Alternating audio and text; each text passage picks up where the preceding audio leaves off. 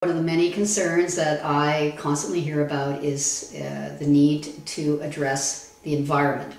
And that means practical measures. We have a government that has unwound the Fisheries Act, unwound the Navigable Waters Act, says that we don't need national standards, just leave it up to the provinces, which is of course entirely wrong. If you want an economy, which Mr. Harper has said that he wants, a vibrant economy, you actually have to ensure that investment and jobs goes to the most efficient places. It doesn't go to the one that has the lowest environmental standards or skewed by this or that provincial or lack of provincial regulation. There is a strong role to the federal government in establishing environmental standards. So I am confident that the next government, Liberal government, will be putting this up front and center.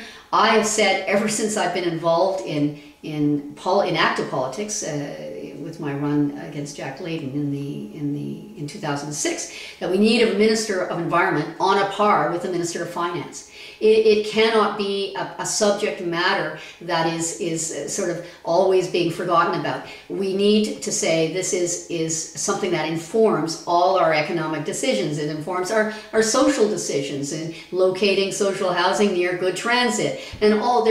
It's something that our younger generation is growing up with as part of their approach to life, and so our federal government has to get into the game. One area that I think the federal government can do to ensure that investment is not skewed in the wrong way towards areas that have less stringent, shall we say, environmental regulations is to establish a carbon price.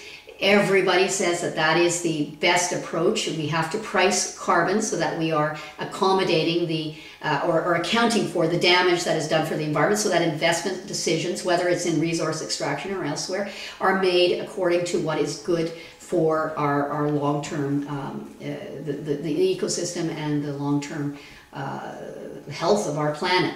So I believe that is something that's eminently doable, not dictated by the federal government, by bringing the provincial governments together.